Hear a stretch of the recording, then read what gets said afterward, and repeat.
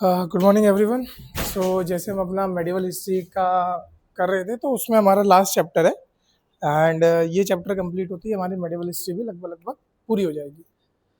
ठीक है, तो मेडिवल हिस्ट्री में बेसिकली आपको ध्यान क्या रखना है कि हमने कुछ इंपॉर्टेंट चैप्टर्स ऑलरेडी कवर कर लिए। अब बस एक लास्ट चीज़ आपकी रह जाती है जो आपको याद रखनी है।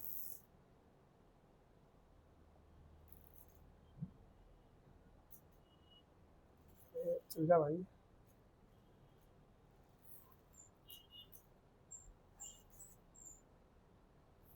हाँ, सो जैसे मैं बता रहा था तो मेडिवल हिस्ट्री में अभी तक हमने 5 चैप्टर लगभग लगभग कंप्लीट कर लिए। अब आज का जो हमारा चैप्टर है और या नेक्स्ट जो हमारे 2 चैप्टर रहने मतलब 2 लेक्चर रहने वाले हैं वो रहेंगे बेसिकली मराठा एम्पायर के ऊपर। अब मराठा एम्पायर होता क्या है या इसके पीछे की कहानी क्या है, किसी को पता है मराठा एम्पायर कहाँ का है, किधर वाली साइड का है, कब इसकी एकदम प्रोमिनेंस में आना शुरू हुआ? नहीं। जो मराठा एम्पायर था वो बेसिकली महाराष्ट्र वाला एरिया था। ठीक है, और महाराष्ट्र वाले एरिया में भी इनका क्या रहा करता था, पूरा का पूरा ग्रुप रहा करता था।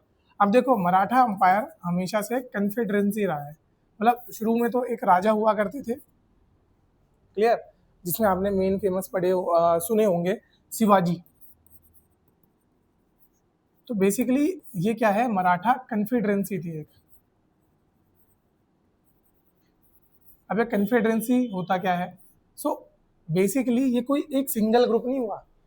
कन्फेडरेसी का मतलब होता है कि अलग अलग छोटे छोटे ग्रुप, जैसे मैं बताता हूँ भोसले, ठीक है, होलकर, सिंधिया,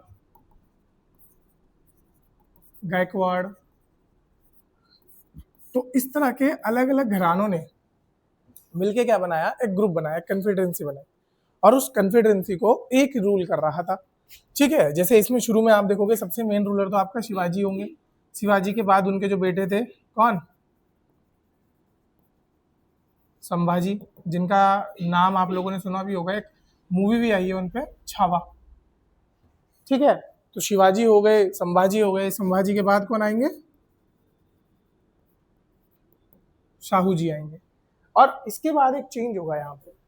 अब क्योंकि शाहू जी तक तो बेसिकली यहाँ पर इनकी जो फाइट है वो कंटिन्यूसली किसके साथ चली जा रही है, it is continuously with the Mughal. But मैंने आपको बताया था कि संभाजी के टाइम पे, यानी कि संभाजी के मरने के थोड़े टाइम बाद ही किसकी डेथ हो गई थी, औरंगजेब की भी डेथ हो गई थी। अब जब औरंगजेब की डेथ हो गई तो उसके बाद जो लेटर मुगल्स आए, याद करो कौन आया था लेटर मुगल्स में, बहादुर शाह, फिर जानदार शाह, और वहीं पर मैंने आपको बताया था कि इन्होंने पैसिफिकेशन करना शुरू किया। तो जब पैसिफिकेशन करना शुरू किया तो इन्होंने जो साहू जी हुआ करते थे, साहू जी को क्योंकि कैप्चर कर रखा था, साहू जी को छोड़ दिया। ठीक है, तो एक तो टाइम पीरियड आपको यहाँ पर 2-3 चीजें देखनी है। एक तो जब ये जो गैप बना है, इस गैप के टाइम पे कौन लीड कर रहा था, ये हमको बात करनी है, क्लियर, कि गैप के समय पे लीडर कौन बना है यहाँ पर, तो वो एक कहानी हमको याद रखनी है। दूसरा, जब साहू जी आ भी गए उसके बाद भी अब ये राजा वाला जो फेज था ना, ये उतना इंपॉर्टेंट या उतना क्लियरली वो लोग रूल कर नहीं पा रहे थे। तो यहाँ पर आपकी एक नई चीज शुरू हुई, ऑल्दो शुरुआत से थी बट उसका प्रोमिनेंस ज्यादा बढ़ा, उसकी जो वर्थ थी वो ज्यादा बढ़ गई, दैट इज पेशवा। ठीक है, तो पेशवाई क्या होती है, कौन वो व्यक्ति थे जो पहले पेशवा थे, क्लियर, जो इंपॉर्टेंट पेशवा थे, जैसे सबसे इंपॉर्टेंट पेशवा तो बालाजी विश्वनाथ। ठीक है, बालाजी विश्वनाथ के बाद आए थे आपके बालाजी बाजीराव फर्स्ट, क्लियर, और इसी तरीके से करते करते आपका चलता रहा, लास्ट ये कहां तक चले, बालाजी बाजीराव सेकंड तक ये चले। तो बस इतना आपको याद रखना है कि ये जो है ये पूरा का पूरा एडमिनिस्ट्रेशन आपका इस तरीके से चला है। अब इस समय ये किस तरीके से टेरिटरी को एक्सपेंड करते थे, ठीक है, टेरिटरी एक्सपेंशन किस तरीके से चला है, या टेरिटरी के साथ साथ इनकी जो अप्रोच हुआ करती थी भी किसी भी चीज को लेके वो कैसे रहा करती थी, तो ये बेसिकली आपको यहाँ पे कुछ चीजें हैं जो याद रखनी है। अब जैसे इनका एक सिंपल मोटिव बताऊं क्या होता था, ये किसी भी एरिया में जाते थे अदर देन मराठा एम्पायर, ये वहां पे उस एरिया को लूटते थे, अपने पास रिसोर्सेज गैदर करते थे और वापस आ जाते थे। ठीक है, तो एक तरीके से कुछ कुछ हिस्टोरियन इसको प्लंडरर्स भी बोलते हैं, या जो इंग्लिश हिस्टोरियंस थे ना उस समय के, तो इनको प्लंडरर्स बोला जाता था कि मतलब ये लूटपाट करने वाले हुआ करते थे। और इन्हीं के टाइम पे एक चीज और हुई थी आपकी, याद करो, 1761 का एक बैटल हुआ था, that is third battle of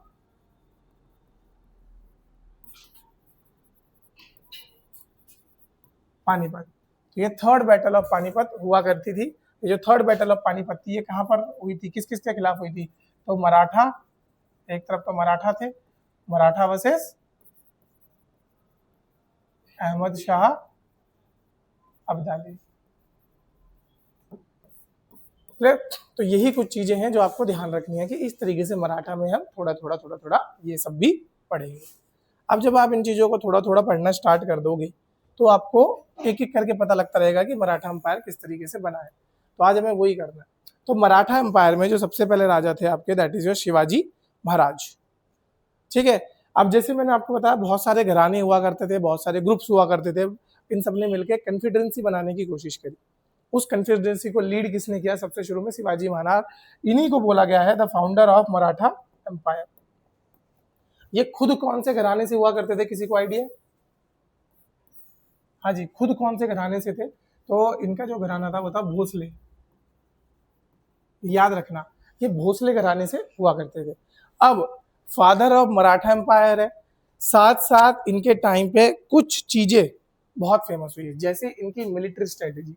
ये लोग किस चीज पे बेस्ड करते थे? ये करते थे गुरिल्ला वॉरफेयर। गुरिल्ला वॉरफेयर का मतलब पता है आप लोगों को? What is the meaning of guerrilla warfare? Yes, ठीक है, जैसे जंगलों में रहा करते थे तो जितना भी फॉरेस्ट एरिया था, अब फॉरेस्ट एरिया में होता क्या था, इसको थोड़ा सा समझ लेते हैं। फॉरेस्ट एरिया में जैसे मुगल की जो सेना आती थी वो आती थी, तो ये लोग जंगल में ना घात लगा के बैठते थे। अब जैसी सेना देखी ये अटैक करे और फिर जंगलों में छुप गए, अटैक करे फिर जंगलों में छुप गए, तो इसे बोला जाता है गुरिल्ला वॉरफेयर की। अटैक किया छुप गए, अटैक किया छुप गए, अटैक किया छुप गए। इससे होता क्या था कि जो सामने वाली जो सेना होती थी वो परेशान हो जाती थी, एंटीसिपेट नहीं कर पाती थी कि जंगल में कहाँ से कब अटैक कर देंगे, क्योंकि इनको तो बहुत अच्छे से आइडिया था जंगलों में किस तरह रहा जाता है या जंगल में किस तरीके से सर्वाइव किया जाता है। अब जो मुगल थे उनके लिए वो एक अवे टफ था ना, इनके लिए तो इनका डोमेस्टिक टफ था, तो ये तो इनका होम गेम है। और होम गेम जब होता है तो इंसान को पता होता है कि भैया मैं जिस जगह बचपन से खेलता आ रहा हूँ उस जगह के बारे में मुझे सब पता है। भैया अगर मुझे अटैक करना है मैं कहाँ से अटैक कर सकता हूँ, कैसे अटैक कर सकता हूँ। अगर कोई प्रॉब्लम भी होती है, लाइक चीजें मेरे फेवर में टर्न आउट नहीं होती है, if doesn't goes according to my plan, then मेरे को क्या करना है, मैं किस तरीके से बच सकता हूँ। तो ये सारी चीजें आपका कौन देखता था? यहाँ पर मराठा एम्पायर के साथ होती थी। एडमिनिस्ट्रेशन भी इन्होंने अपना कुछ एक नया तरीके का निकाला। जैसे यहाँ पर आप देखोगे अष्ट प्रधान, तो इनकी काउंसिल हुआ करती थी। लाइक जैसा मैंने आपको बताया था ना, अकबर की क्या हुआ करते थे बताओ? अकबर के नवरत्नाज हुआ करते थे, इसमें मैंने आपको सबका नाम भी बताया था। ठीक है, टोडरमल था क्या उस पर बताओ? और टोडरमल ने एक चीज बनाई थी, बताओ क्या बनाया था? कल भी हमारा जिक्र हुआ था उस चीज को लेके लास्ट में कि ये टोडरमल की इनोवेशन थी। याद करो किस तरह का सिस्टम हमने बनाया था एक टोडरमल ने। दुआसा तो बेटा जहांगीर के टाइम पे आया था ना, नहीं जहांगीर था, शाहजहां था, शाहजहां था दुआसा। दुआसा किसका टाइम था देखना जरा, दुआसा मैंने शाहजहां लिखा है, जहांगीर लिखा है? जहांगीर है ना? हाँ जी बताओ। जामा मस्जिद, जब्ती सिस्टम याद है? जब्ती, जब्ती सिस्टम।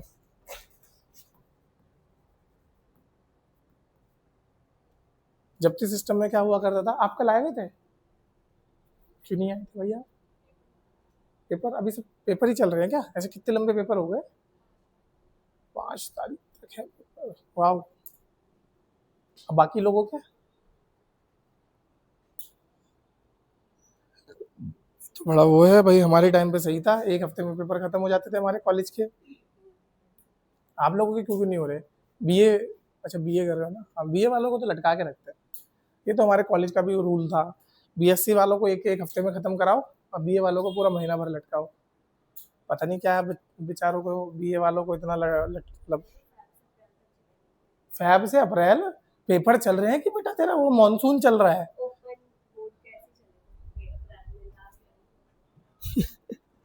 इससे बड़े तो इग्नू से कर लेती बेटा, कहाँ उत्तराखंड ओपन यूनिवर्सिटी के चक्कर में पड़ी, ज़्यादा बेटर रहता। इंग्लिश में कर रही है हिंदी में कर रही है? इंग्लिश देता है, बुक्स तो नहीं मिलती उसकी इंग्लिश की। इससे बड़ा इग्नू से क्यों नहीं किया तूने? अकल नहीं दी किसी ने, है ना? हाँ, समझदार आदमियों से पूछ लेना चाहिए। वो कहते हैं ना सलाह ले लेनी चाहिए कभी कभी, कुछ सलाहें बहुत।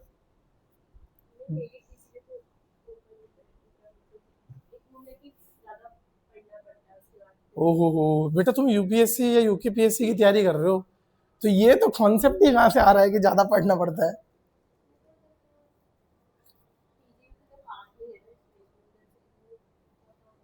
इग्नू तो यहाँ पर है बेटा ये। अच्छा अच्छा अच्छा अच्छा अच्छा अच्छा, वेरी गुड। देख रहे हो कितना दिमाग लगाया इस लड़की ने, मतलब ऐसी थोड़ी ना लड़कियां चालाक होती हैं, इतना दिमाग लगा लेते हैं भाई। हम लड़कों का क्या, अरे कर लो यार जो होता हो कर लो, जल्दी से कर लो बस। चलो, अगर मन करेगा हम एक छोटी सी चीज के लिए 100 किलोमीटर भी ट्रैवल कर जाएगा, नहीं मन करेगा तो घर से बाहर नहीं यार बहुत दूर पड़ेगा यार, छोड़ यार, नहीं जाते। चाय पीने के लिए रातों को निकल जाएंगे हम, लेकिन वैसे नहीं जाएंगे। चलो, सो बेसिकली यही सारी चीजें थी, जब्ती सिस्टम उन्होंने लगाया था। अब इसमें देखोगे कि कैसे कैसे इन्होंने यहाँ पर बनाना शुरू किया। तो 1645 में एक आपका होता है तोरना फोर्ट, ठीक है। और जब ये तोरना फोर्ट को जीत गए थे तो वहीं से आप किसकी शुरुआत मान सकते हो कि बिगिनिंग ऑफ मराठा एम्पायर की शुरुआत मान सकते हो। फिर 1659 में इन्होंने किसको हराया? इन्होंने आदिल शाही जनरल अफजल खान को हराया, ठीक है। अफजल खान को हराया तो इन्होंने एक फोर्ट और कैप्चर किया। फिर आता है 1665, इन्होंने एक ट्रीटी साइन करी और ट्रीटी ऑफ पुरंदर। देखो ध्यान रखना, 4-5 ट्रीटी हैं जो बहुत इंपॉर्टेंट है ये मराठा एम्पायर की, मैं पहली बताता हूँ आपको, ठीक है। पुरंदर, सूरत, और क्या है, सलवाई, ट्रीटी ऑफ सलवाई, और एक और ट्रीटी है लास्ट, ट्रीटी ऑफ बसेन। ये इस तरीके से एक बार यूपीएससी ने, या आप यूकेपीएससी की बात करो तो क्रोनोलॉजी पूछी है इन्होंने, कौन सी ट्रीटी पहले हुई है, कौन सी ट्रीटी बाद में हुई है, क्लियर। तो ये ट्रीटीज के नाम आपको याद रखने हैं कि भैया कौन सी ट्रीटी कब हुई है। तो सबसे पहली ट्रीटी आपको दिख गया यहाँ पे 1665 में, कौन सी हुई है? Treaty of Purandar. किसके साथ हुई है बेटा? विद जयसिंह। और जयसिंह कौन से कमांडर थे, कौन से एम्पायर के एवज में लड़ रहे थे? That is of the Mughals. फिर इनको कैप्चर कर लिया गया in 1666, escape from the Mughal captivity in Agra. तो पुरंदर की ट्रीटी के बाद इनको कैप्चर कर लिया गया था। एंड एक ही साल बाद ये क्या हो गए, ये भाग गए वहां से, ठीक है। कैप्टिविटी से मतलब जिनको कैद करके जहां रखा गया था वहां से भाग गए। और जब ये भाग गए वहां से, फिर 1674 में इन्होंने, मतलब 1674 तक चलता रहा, बीच में बहुत सारी चीजें चली, इनको एज अ छत्रपति बना दिया गया। छत्रपति का मतलब पता है किसी को? आप ध्यान रखना, महाराष्ट्र साइड आप शिवाजी महाराज का नाम सिर्फ शिवाजी महाराज तो कभी ले ही नहीं सकते, इतना वहां पर इनका कल्ट चलता है, ठीक है। तो छत्रपति शिवाजी महाराज ही बोला जाता है ना वहाँ पे। अभी देखते हैं आप, अभी एक बढ़िया मूवी भी आई है, रितेश देशमुख ने बनाई है शिवाजी महाराज के ऊपर, अगर टाइम मिले तो कभी देखना, आपको थोड़ा सा मराठा एम्पायर के बारे में पता लगे कि मराठा एम्पायर होते क्या थे, शिवाजी कौन थे, शिवा क्या ऐसे इवेंट हुए जिनकी वजह से लड़ाइयाँ होनी शुरू हुई, क्यों ये मुगलों के साथ लड़ रहा, मतलब लड़ते थे। बेसिकली इनका भी एक वो था, स्वराज का ये एक सपना देखते थे, ठीक है। इनका जो स्वराज था वो कैसा स्वराज था, जैसे स्वराज का सपना बहुत लोगों ने देखा है, मराठाओं ने भी देखा। फिर मॉडर्न इंडियन हिस्ट्री में आप देखोगे तो सबसे पहले स्वराज की बात किसने करी थी? दादा भाई नरजी। उनके बाद कौन लाया था? हाँ, बाल गंगाधर तिलक लाए थे। बाल गंगाधर तिलक ने तो इवन एक लाइन भी बोली थी कि Swaraj is my birth right and I shall have it. Swaraj मेरा जन्म सिद्ध अधिकार है और ये मैं लेके रहूंगा।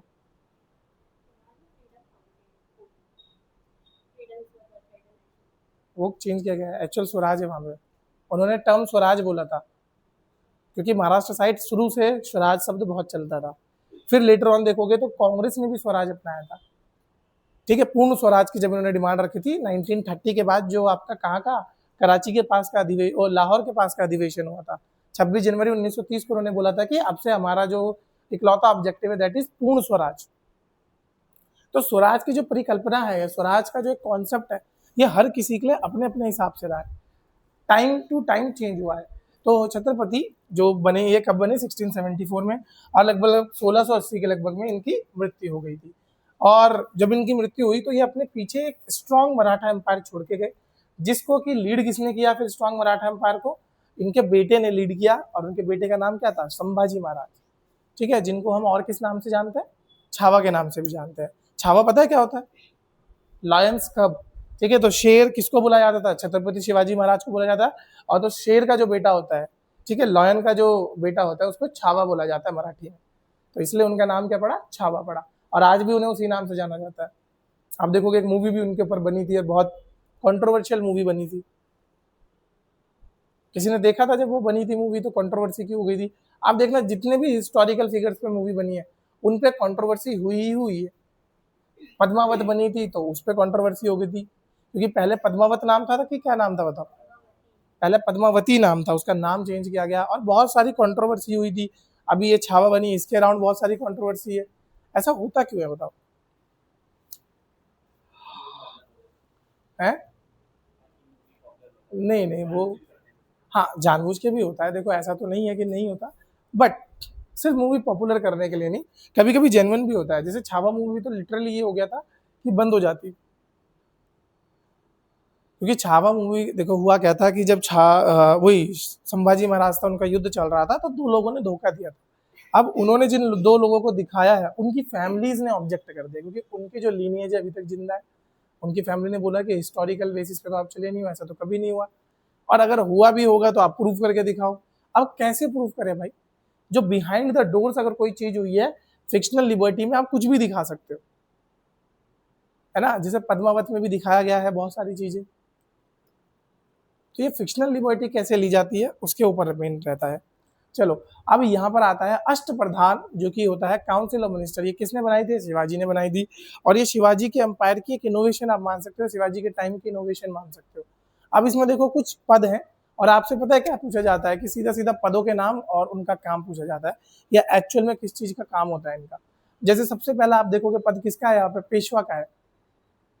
तो जो पेशवा होते हैं, he is the head of council of minister. तो ये जो पूरी की पूरी काउंसिल बनी है आपकी इतने सारे लोगों की, इनके जो हेड रहेंगे वो क्या रहेंगे, पेशवा रहेंगे। और बाय डिफॉल्ट ध्यान रखना, पेशवा हमेशा से ब्राह्मण कम्युनिटी रही है। ऑल्दो उनका वर्क हमेशा कैसा रहा है, यहाँ पे क्षत्रियों की तरह उन्होंने कार्य किया है, लेकिन वो जन्म से क्या रहे हैं, ब्राह्मण रहे। तो बालाजी विश्वनाथ, बालाजी बाजीराव, ये सब क्या थे, ब्राह्मण रहे। तो head of the council of minister कौन रहेगा आपका, पेशवा रहेंगे। उसके बाद आता है सर नौबत, ये मिलिट्री कमांडर हुआ करते थे। बस थोड़ी थोड़ी टर्म्स याद रखनी है, जैसे आपने मुगल्स में पढ़ी है वैसे यहाँ पढ़े। फिर आता है अमात्य, अमात्य कौन हुआ करते थे आपके, अकाउंटेंट जनरल हुआ करते थे। बेसिकली अमात्य, इसको अगर आज के टाइम पे कंपेयर करोगे तो he is like a finance minister, ठीक है। किस तरीके के व्यक्ति हुआ करते थे ये, फाइनेंस मिनिस्टर की तरह ये हमारे हुआ करते थे। यही बेसिकली हिसाब लगाते थे कि भैया क्या होगा क्या नहीं होंगी चीजें। फिर आता है दूसरा वाके नवीस, जैसे यही एक ऐसी ही सेम चीज मैंने आपको मुगलों में बताई थी, जिसपे आप लोगों को याद होगा उन्होंने बोला था कि सर एक वाकिफ नवीज भी एक टर्म हुआ करती है। तो जो वाकिफ नफीस है या वाके नवीज है, वो आपका ये अष्ट प्रधान में होती है। तो वाके नवीज किसके लिए होता है, इंटेलिजेंस के लिए होता है, पोस्ट के लिए होता है, और हाउस होल्ड अफेयर्स के लिए होता है।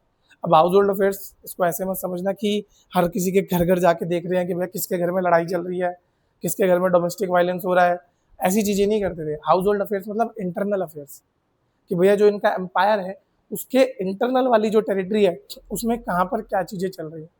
नेक्स्ट आता है सचिव। सचिव का बेसिकली काम क्या होता है, he is working as a correspondence. Correspondence मतलब पत्राचार जो करता है, एक जगह से कम्युनिकेशन दूसरी जगह पे स्टेब्लिश करने वाला, तो इसे बोला जाता है कि आपका सचिव। फिर आता है सुमंत। ठीक है। सुमंत बेसिकली होता है मास्टर ऑफ सेरेमनी। अगर कोई भी इवेंट होगा तो उसको प्लान करना, उसको कैरी आउट करना, वो किसका काम होता है? सुमंत का काम होता है। नेक्स्ट इज योर न्यायाधीश। न्यायाधीश इज लाइक जज, ठीक है, चीफ मजिस्ट्रेट। क्लियर? तो अष्ट प्रधान समझ आया आप लोगों को। नेक्स्ट इनके बाद यहाँ पर किसने गद्दी संभाली? इनके बाद आया आपके कौन? संभाजी महाराज। तो ही was the eldest son of Shivaji, known for the resistance against Mughal. 1681 में ये क्राउन में बैठे और उसके बाद इन्होंने कंटिन्यू करा है जो गुरिल्ला वॉरफेयर है, किसके साथ? औरंगजेब के साथ कंटिन्यू लड़ाई लगा के रखी है इन्होंने। फिर 1689 में इनको कैप्चर कर लिया गया था। लगभग ज़्यादा लंबा इनका कार्यकाल रहा नहीं है, ठीक है। 1689 में जब इनको कैप्चर कर लिया गया तो उसके बाद कैप्चर करके इनको एग्जीक्यूट कर दिया गया, जो कि आप लोगों ने देखा भी होगा, एक बड़ा ही बढ़िया तरीके से उसको दिखाया गया है मूवी में। देखिए किसी ने वैसे वो मूवी? नहीं देखी? अरे वाह, बहुत बढ़िया। अच्छे काम तो बिल्कुल मत कर लेना। लेजेंड ऑफ भगत सिंह देखिए किसी ने? नहीं देखी?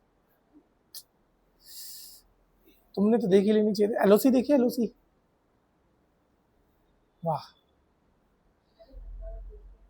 हाँ हाँ, पूरी जो देखनी, मतलब ठीक है देखिए, अच्छी बात है, बट वो उतनी ज़्यादा करेक्ट मूवी नहीं है।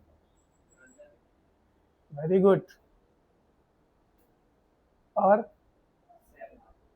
हाँ, वो अच्छी मूवी, वो गुड, वेरी गुड। देखिए कौन सी रेजिमेंट से थे सैम बहादुर?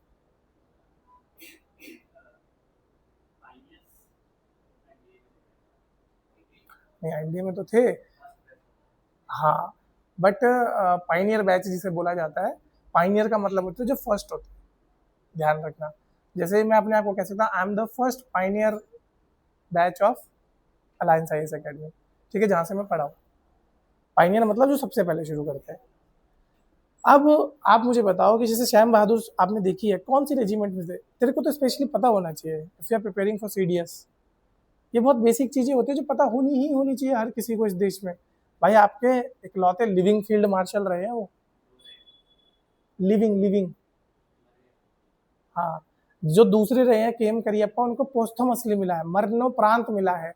तो जो लिविंग रहे हैं, जो एक्चुअल में जिन्होंने फील्ड मार्शल की पदवी संभाली है और जिया है उस पद को, इकलौते रहे हैं। अच्छा, टोटल पीवीसी कितने थे हमारे अब तक? परमवीर चक्र, देखो ये मत बोलना ये नहीं पता आप लोगों को। कसम से तुम सिविल सर्वेंट, गवर्नमेंट सर्वेंट बनने वाले हो, तुम्हें अपने देश के बारे में नहीं पता। सोचो जिन्होंने आपके देश के लिए सबसे बड़ा बलिदान किया है।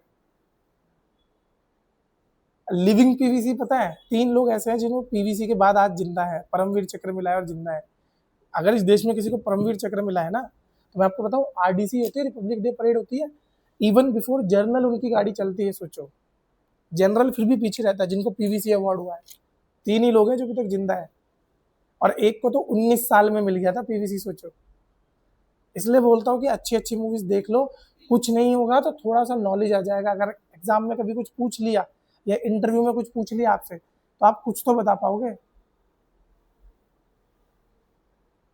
अच्छा, जब आपने सैम मानिक शॉ देखी, उनके कंधे पे फोकस किया था, उनके जो स्टार्स थे वो गोल्डन कलर के नहीं थे, ब्लैक कलर के थे।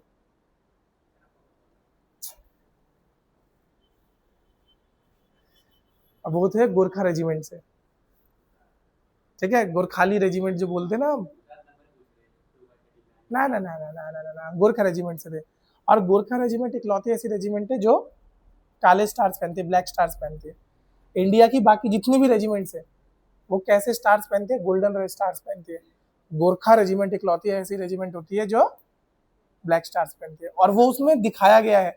और मैं लिख के दे रहा हूँ, अगर वो उसमें गोल्डन स्टार्स लगा देते ना, वो मूवी बैन हो जाती बेटा।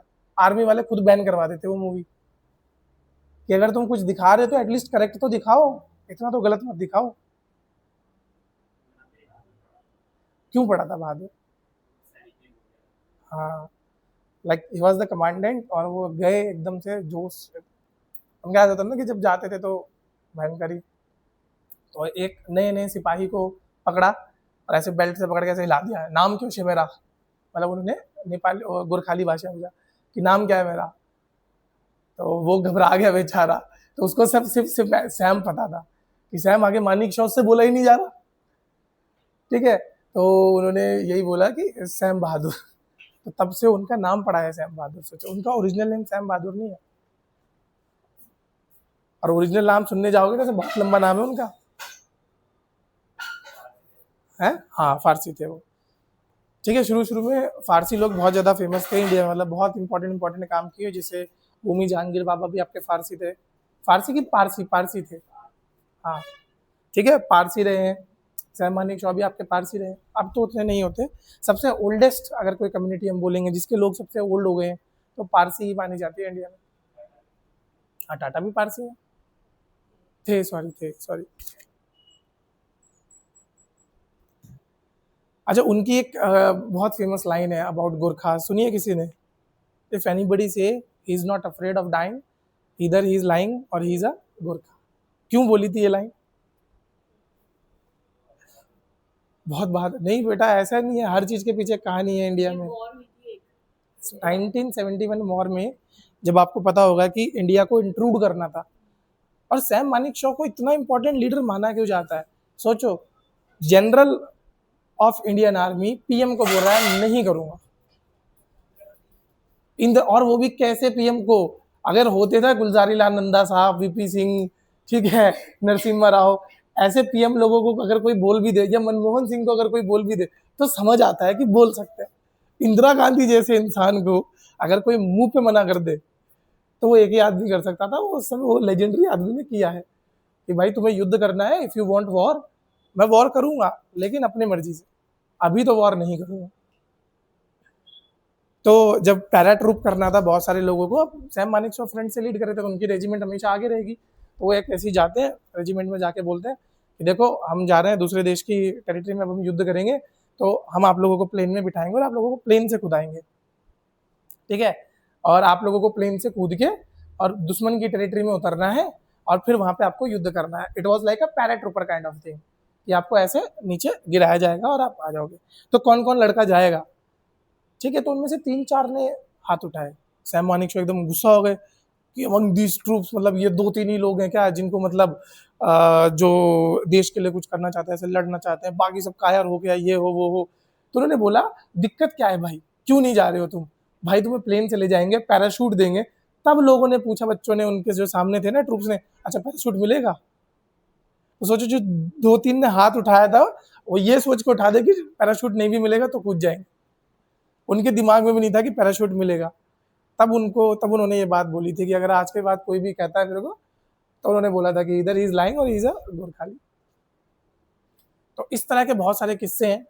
अच्छा, एक चीज और बताता हूँ आपको। आपने देखा होगा इंडियन आर्मी में बहुत सारी रेजिमेंट बनी है, वो एक पर्टिकुलर कम्युनिटी के नाम पे बनी है। जैसे मराठा रेजिमेंट, मद्रास रेजिमेंट, ठीक है, गोरखा रेजिमेंट हो गया, पंजाब सिख रेजिमेंट हो गया, और भी बहुत सारी, आपको गढ़वाल रेजिमेंट, गढ़वाल राइफल आप जो सुनोगे। क्यों बनी है ये? क्या कारण है? और इन्हीं को मार्शल रेस की कैटेगरी में भी रखा जाता है कि ये लड़ाके होते हैं शुरू से।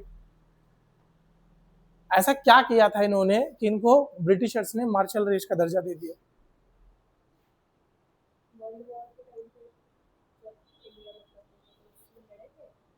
वर्ल्ड वॉर तो बेटा बाद में हुआ था, उससे पहले से ही इन्हीं लोगों को प्रमोट किया जाता था आर्मी में। बाकी लोगों को लिया ही नहीं जाता था आर्मी में। अवध रेजिमेंट हुई थी, वो डिसबैन हो गई। 1857 की क्रांति सुनी है? जिस जिस रेजिमेंट ने 1857 की क्रांति में ब्रिटिशर्स का साथ दिया था, उस रेजिमेंट को मार्शल रेस की टाइटल मिलाया लेटर ऑन। तो मोस्टली जो रेजिमेंट उनके हिसाब से लड़ी थी, उन्हीं को। जैसे आपको पता है 1857 की क्रांति में दिल्ली बचाने कौन सी रेजिमेंट गई थी? और स्पेशली आप लोगों को पता होना चाहिए, गढ़वाल राइफल ही गई थी बेटा सबसे पहले। जब दिल्ली में कैप्चर कर लिया था, बहादुर शाह जफर को इन्होंने क्या दे दिया था, अपनी लीडरशिप मान ली थी, तो गढ़वाल रेजिमेंट थी जो यहाँ से मूव करके गई थी। अच्छा, एलओसी सुना है किसी ने? एलओसी, कारगिल, कारगिल का जो युद्ध हुआ था। हम्म, उसमें सबसे पहली रेजिमेंट कौन सी मूव हुई थी? अरे कौन भाई, परेशान हो गया सुबह सुबह। अच्छा, मेरा दोस्त है, रात भर की रील्स लाइक कर रहा है।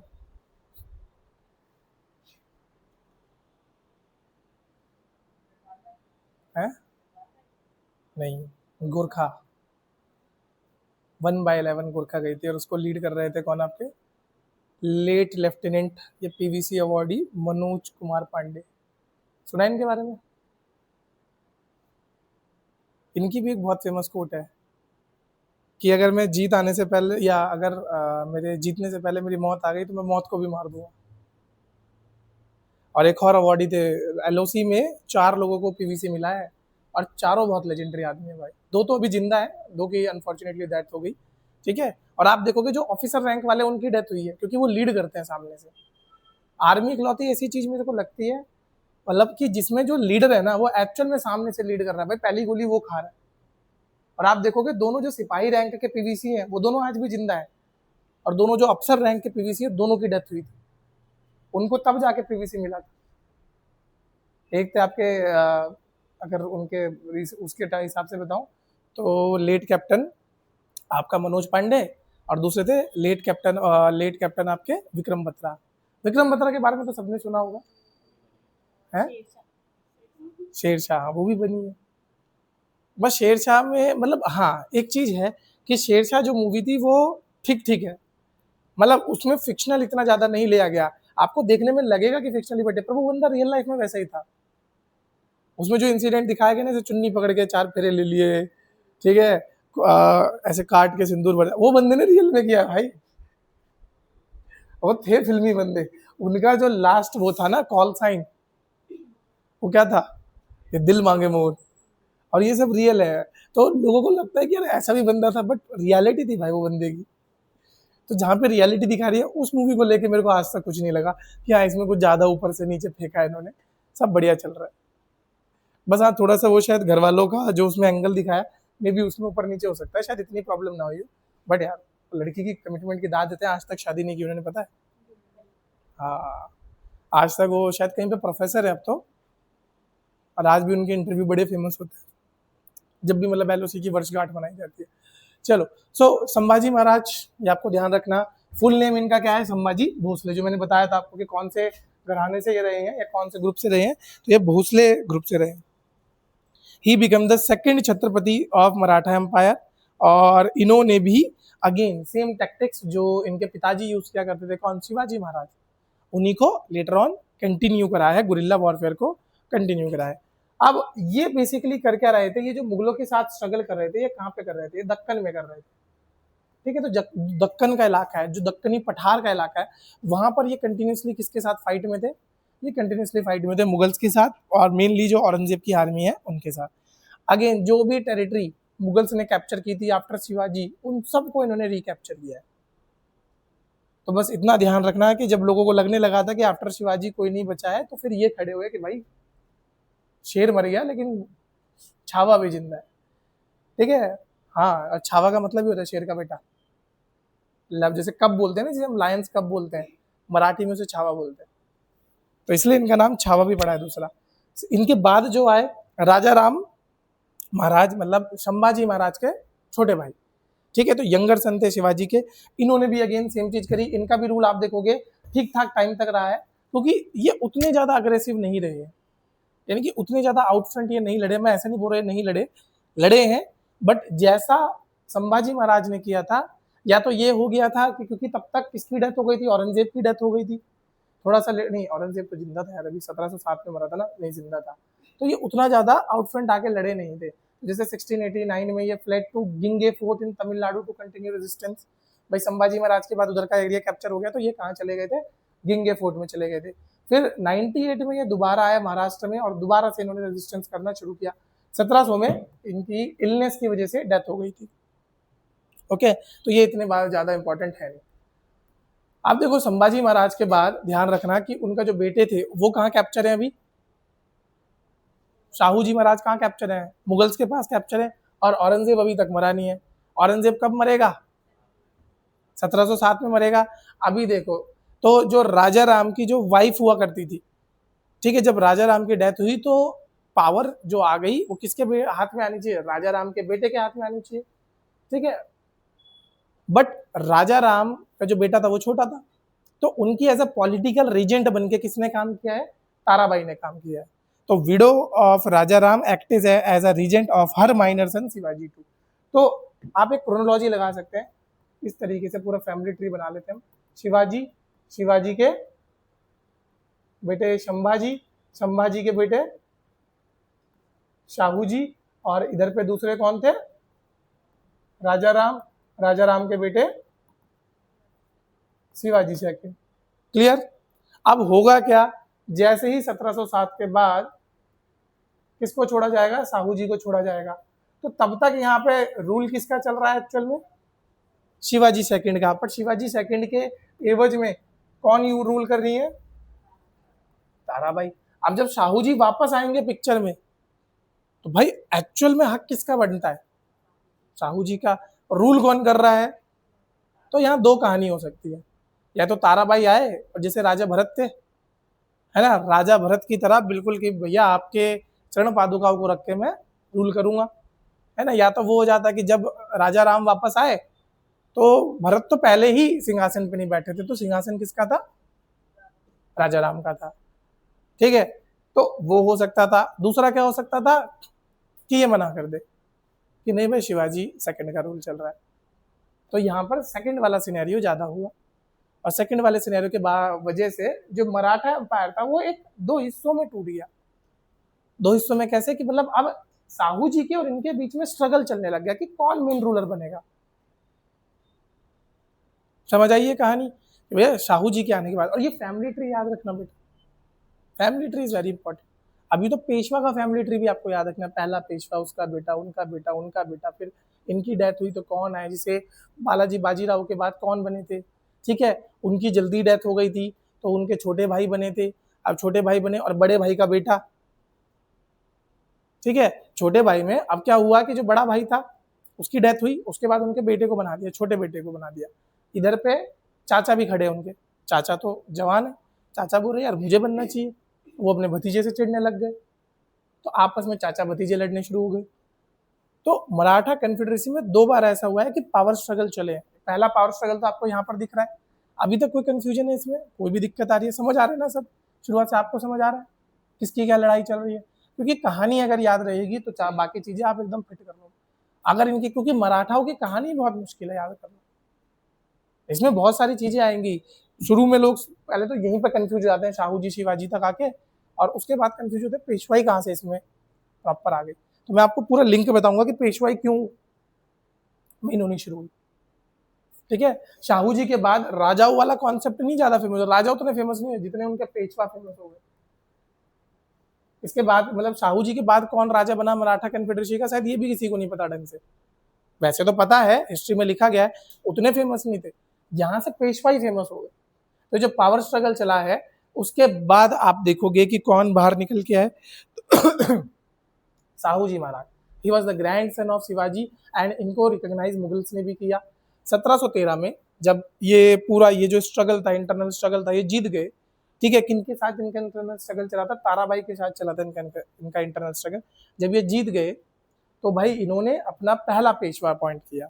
ऑल द पेशवा का जो पद था वो इससे पुराना है, पेशवा इससे पहले से आ रहे हैं। देखो आपको मैंने अभी बताया ना, पेशवा स्टैब्लिश किसने किया था भाई, कहाँ स्टैब्लिश किया था, देखो पेशवा स्टैब्लिश किया था किसने, शिवाजी ने, अष्टप्रधान में स्टैब्लिश किया था। बट पेशवाई जो फेमस हुई है वो किससे हुई है, यहाँ से हुई है, बालाजी विश्वनाथ से हुई है। क्यों, इससे पहले जो पद हुआ करता था वो जस्ट ऐसे है कि भैया नॉर्मल अलग अलग व्यक्ति को मिल सकता है। बालाजी विश्वनाथ के बाद वो एक ऐसा पद हो गया था कि जो सिर्फ किसको मिलता है, मतलब हेरिडिटरी मिलता है। मतलब बालाजी विश्वनाथ के बाद उनके बेटे बालाजी बाजीराव, बालाजी बाजीराव के बाद उनके बेटे क्या था, अरे याद आ जा यार, नाम याद आ जा, नाम नहीं याद आते मेरे को, हिस्ट्री से बस मेरी यही दिक्कत है कि नाम थोड़े से मेरे को याद नहीं रहते। सो इन्होंने अपना पेशवा अपॉइंट किया कि बालाजी विश्वनाथ को एज देयर पेशवा। फिर 7 साल बाद उनकी डेथ हो गई, तो उनके बिहाफ में या उनके बदले में कौन लेके आया, कौन आया है आपका, बालाजी बाजीराव, सॉरी बालाजी नहीं यार, बाजीराव, सॉरी बालाजी बालाजी बार बार कर देता हूँ, मैं वही कंफ्यूज हो गया। तो ऐसे थे ये, बालाजी विश्वनाथ, दूसरे आए बाजीराव, तीसरे आए बालाजी बाजीराव। सोचो मैं तब से गलत नाम लिए जा रहा हूँ। ठीक है, तो तीसरे बालाजी बाजीराव आए। और फिर बाजीराव सेकंड आए हैं। तो इस तरीके से पूरा फैमिली ट्री आपको याद रखना है।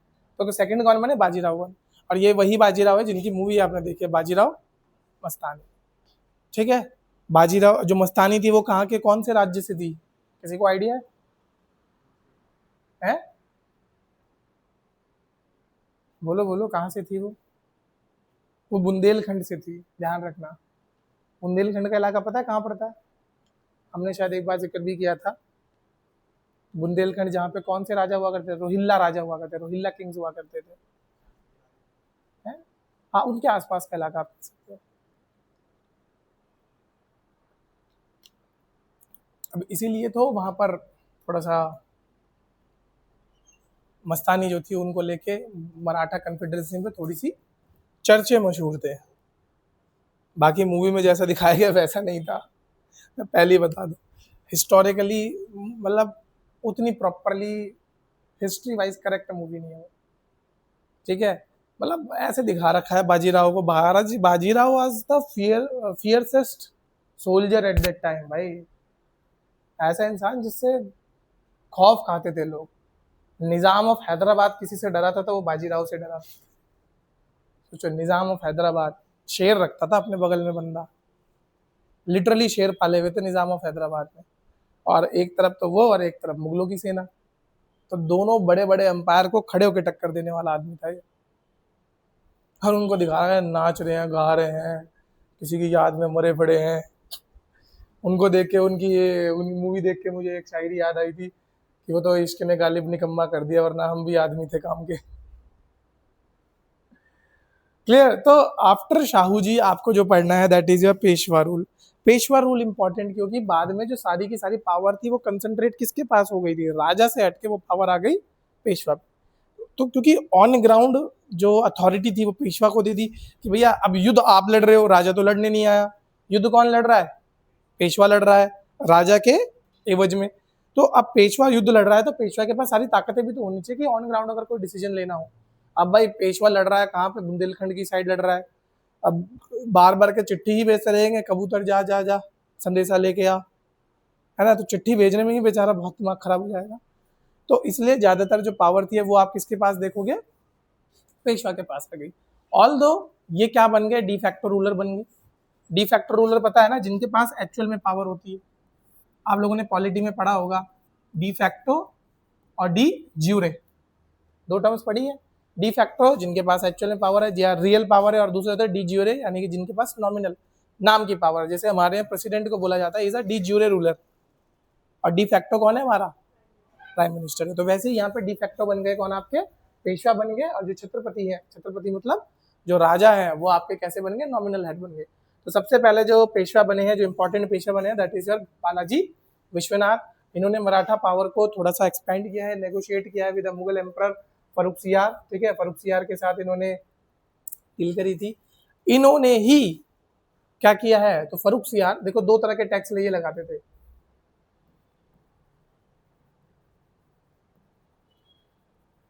सरदेशमुखी एंड चौथ। ठीक है, तो ये जो दो टैक्स थे, तो सेकंड जो टैक्स था right to collect chauth from Deccan province, ये इन्हीं के टाइम पे इनको मिला था। ठीक है, इनको मतलब दे दिया गया था कि चलो ठीक है, आपको चौथ कैप्चर करना है, आप कैप्चर ले सकते हो। चौथ का मतलब होता है 1/4 हिस्सा। ठीक है, आप देखोगे लैंड रेवेन्यू जो भी इंडिया में रहे हैं, या तो 1/6 रहे हैं, 1/4 रहे हैं, 1/3 रहे हैं। तो ये क्या लेते थे? 1/4 लेते थे। फिर सरदेशमुखी क्या होता था? एक एडिशनल टैक्स हुआ करता था। कहाँ थे भाई इतने दिन? तैयारी है? लेट उठा? तुझे कैसे पता है लेट उठा? बताया था उसने? अच्छा, ऐसे कितनी दूर है तुम लोगों का रूम? आपका घर कहाँ है? घर ही नहीं है? हाँ तो अच्छा, मैं एकदम थोड़ा घबरा गया, मैं थोड़ा इमोशनल हो गया था एकदम। रोड पे रहती है बेचारी, स्ट्रीट लाइट के अंदर पड़ती होगी। स्टोरी अच्छी बनेगी। मैं क्या हूँ, क्या क्या स्टोरी बनती है। अरे क्या बोलते थे पहले, घर पे मेरे डायलॉग पढ़ता था, जिनको पढ़ना होता है ना वो स्ट्रीट लाइट के अंदर बैठ के भी पढ़ लेते हैं। मैंने ये वो एग्जाम्पल है। यहीं पे कहाँ पर है? मतलब यहीं तो बेटा चाइना भी है बगल में। ऐसे एरिया, एरिया। अच्छा यही, फिर भी लेट हो गई। दिया तले अंधेरा। Very good. आपका किधर है? इधर। सर इस पर ना, कौन सी माता मंदिर? ये जो आगे चौक पड़ता है? अच्छा मतलब त्रिकोण से जो पड़ता है वहां पे जो माता मंदिर है?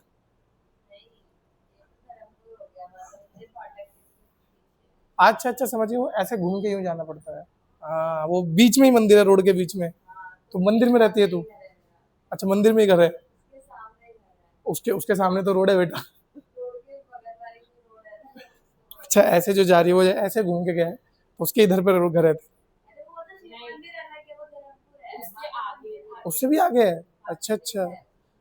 फाटक के पास? इतनी दूर से आती है तू? तो तू पहले पूरा ऐसे आती होगी फिर ऐसे आती है पीछे से? वाह, जिंदगी में चार रास्ते मिल रखे, और क्या चाहिए तेरे को? आप किधर से आते हो साहब? ये किधर है? यहीं अंदर बगल में? फिर भी लेट हो जाते हो? जानबूझ के लेट आते हो मतलब? अच्छा very good। है? ये हर्रा वाला तो बहुत दूर है यार। फिर तो तेरा कोई दिक्कत नहीं। चल तेरा माफ किया हमने। पास है कि दूर है ये? हर्रा वाला से दूर है पास है उससे? ये किधर पड़ता है, रिस्पना से आगे? अच्छा इधर से होगा कहीं। सोचो मुझे एक साल पूरा हो गया जून में यहाँ, मेरे को आज तक देहरादून का रास्ते नहीं पता लगे। मुझे जो रास्ते मेरे काम के हैं बस उसके मैंने शॉर्टकट निकाले हैं, उसके अलावा मुझे एक जगह नहीं पता। तो मुझसे पूछते ना भाई एड्रेस बता दे, मैंने भाई मैं भी तेरी तरह ही हूँ। नहीं,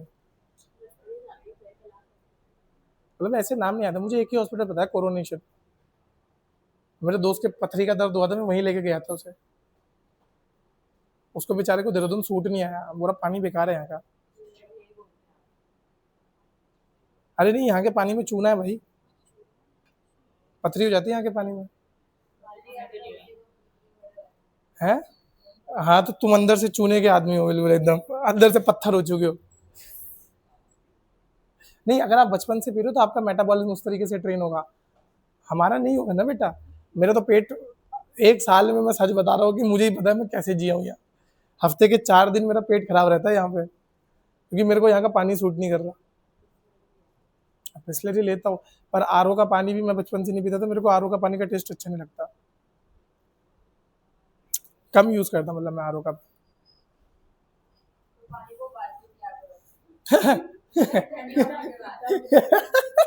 मस्त जोक मारा रे इसने।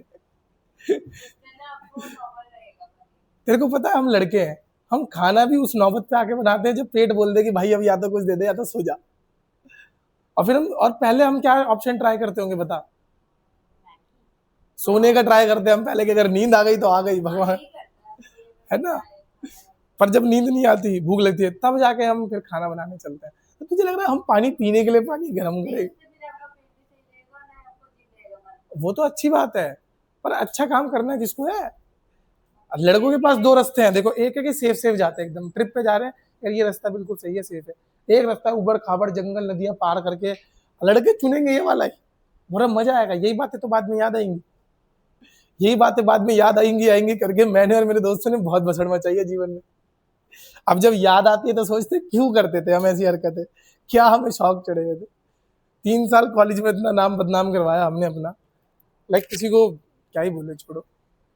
कॉलेज वाले दोस्त मिलते हैं तो वो हैरान हो जाते हैं कि ये बंदा यहाँ क्या कर रहा है, लिटरली हैरान हो जाते हैं। 360 डिग्री टर्न किए मैंने अपनी लाइफ कॉलेज के बाद, क्योंकि कॉलेज लाइफ मैंने एंजॉय करी है। मैं हमेशा बोलता हूँ कि एक सर्टेन टाइम पीरियड है जिसको एंजॉय करना चाहिए। या तो आप स्कूल लाइफ एंजॉय करते हो या कॉलेज। मेरी स्कूल लाइफ उतनी बढ़िया गई नहीं है, ठीक है, तो कॉलेज लाइफ बढ़िया गई है, बस एकदम लन टॉप है। नहीं ऐसा नहीं है, लड़कियों की भी अच्छी जाती है। क्या बोला जी? क्यों? हाँ, why should boys have all the fun? Some time, only some time, we have every time. We can have fun anytime we want. You always have to take permission. हाँ पीटेगी लेकिन खाना खिलाई देगी, और आप लोग जाओगे तो आपको बोलेगी पहले खाना बना।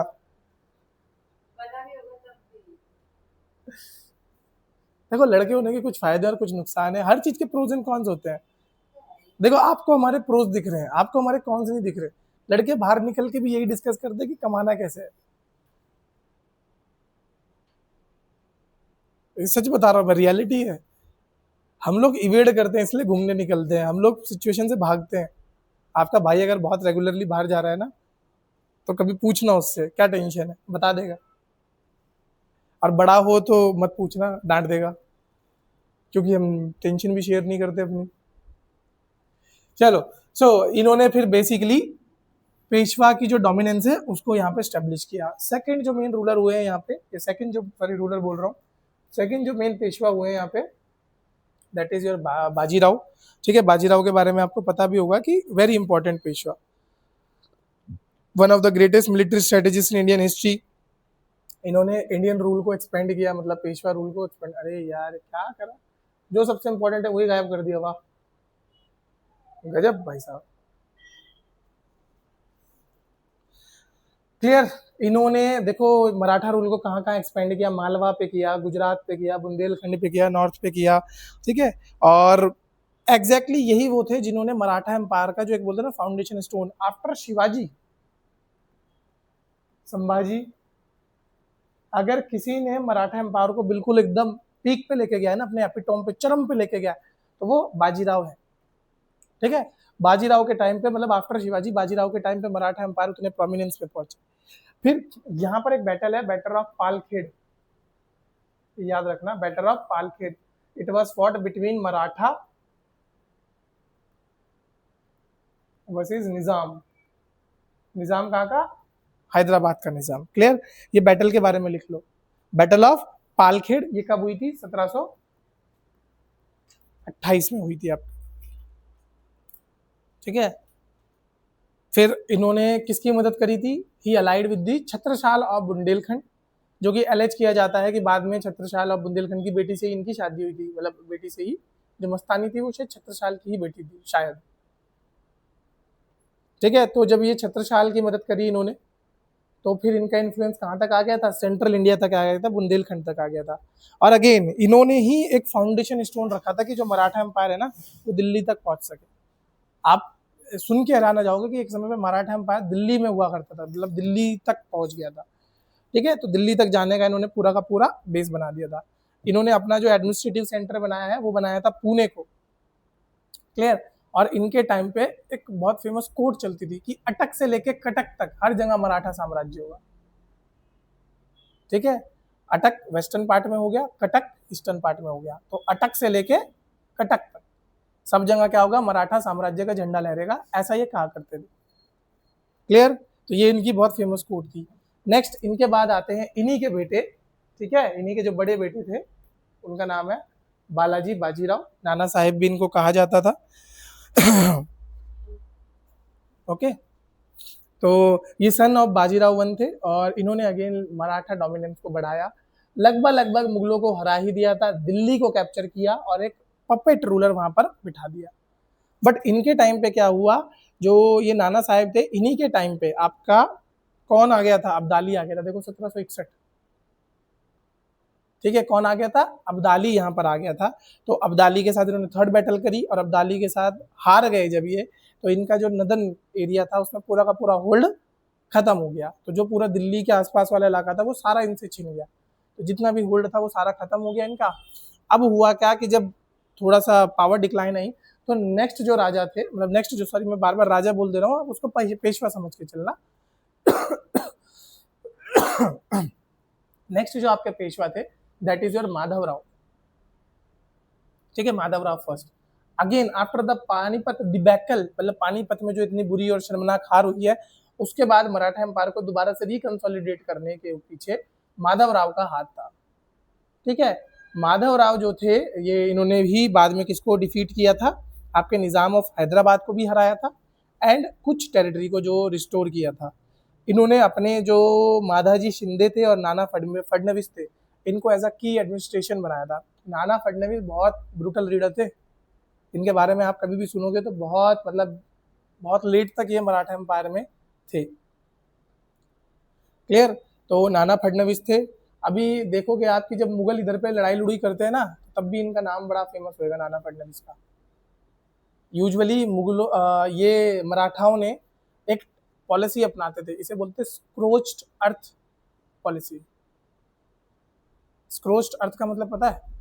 बंजर कर दो धरती, सुखाड़ डालो धरती।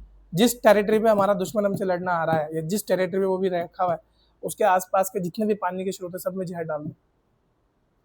और वो ये कर देते थे, उनको इतना आइसोलेट कर देते थे कि उनके पास और कोई ऑप्शन नहीं होता सरेंडर करने के अलावा। आपको सुनने में लगेगा कि यार ये तो बड़ा ब्रूटल है, जो नॉर्मल लोग हैं उनका भी, बट ये इनकी पॉलिसी थी। ठीक है। वो क्या करते थे, जैसे ब्रिटिशर उन पर अटैक करने आ रहे हैं तो वो उनको एक एरिया में कैप्चर करते थे, मतलब ऐसे नहीं कि पकड़ लिया, एक एरिया में उनको रिस्ट्रिक्ट कर देते थे उनका मूवमेंट, इधर भी लगा दी अपनी से वो टुकड़ी, इधर भी रख दी, तो वो एक जगह क्या हो गए, सीमित हो गए। और फिर आसपास के इलाकों का जितना भी पानी का स्रोत था सब जहरीला कर दिया, पियेंगे तो मरेंगे। ठीक है। तो एक तो ये करते थे। तो यहाँ पे फडणवीस आपको याद रखना है, और कौन, शिंदे साहब, इनका याद रखना है। लगभग लगभग इनके मतलब इनकी डेथ जल्दी हो गई थी, 27 साल की उम्र में इनकी डेथ हो गई थी। ठीक है। इनका जो आपको ध्यान रखना है,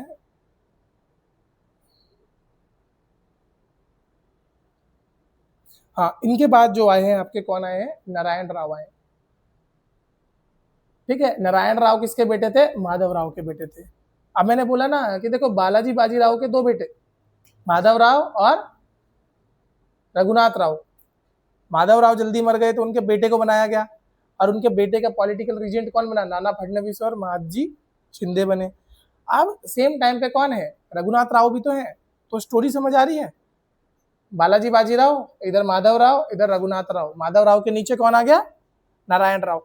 माधव राव एलिमिनेट मतलब खत्म, मरे, तो उसके बाद किस पे चली गई पेशवाई, नारायण राव पे। अब नारायण राव छोटे बच्चे, ठीक है, अर्ली एज, क्योंकि भाई वो देखो ना उनके पिताजी 27 साल की उम्र में मरे, तो बेटा कितने ही साल का होगा बताओ। यस।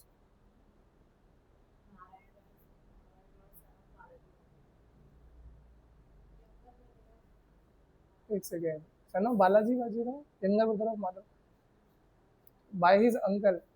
अच्छा, वो हो गया, फिर कंफ्यूजन हो गया शायद मेरे को। बाजीराव के भाई थे रघुनाथ राव। एक सेकंड, इसको मैं दोबारा देखता, रुक। फैमिली चार्ट ही निकालना पड़ेगा, ये बड़ा कंफ्यूजिंग है। Family chart of Peshwa.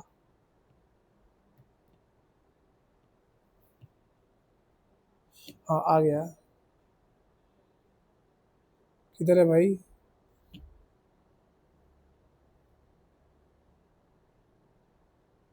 हाँ देखो यहाँ पर आया है,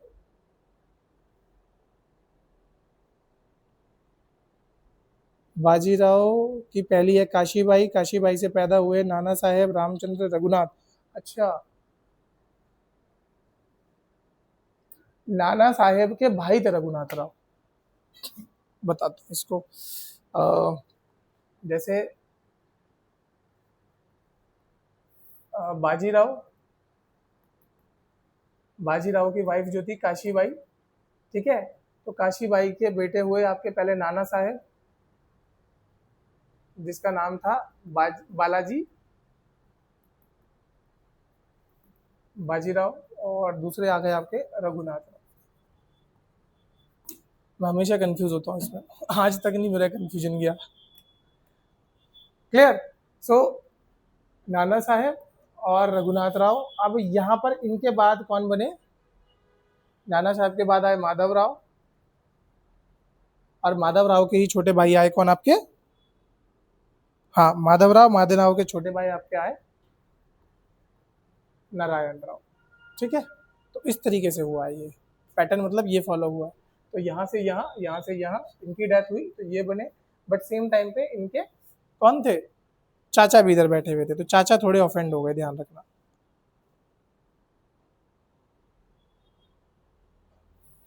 हाँ। तो अगेन जो नारायण राव थे, इनका शॉर्ट रेंज था, assassinated in palace conspiracy by his uncle Raghunath Rao. उनके जो अंकल हुए थे उनके द्वारा ये असैसिनेट हो गए। इन किसके बेटे थे? बालाजी बाजीराव के, younger brother of Madhav Rao, became Peshwa after death of Madhav Rao. Next आते हैं आपके कौन? रघुनाथ राव।